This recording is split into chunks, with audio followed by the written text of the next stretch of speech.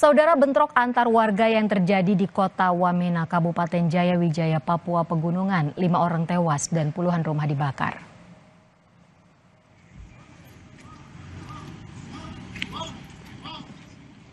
Bentrokan ini terjadi antar warga Nduga dengan warga Lani, di mana posisi kedua kampung saling berdekatan.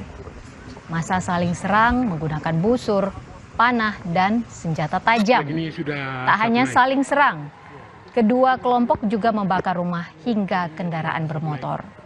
Mengetahui ada petugas, kedua kelompok melewati jalan lain untuk saling serang.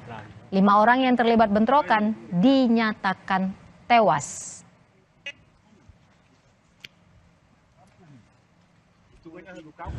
Bentrok lanjutan atau aksi saling serang lanjutan yang mana mengakibatkan hingga saat ini dari kubu suku Duga ada 3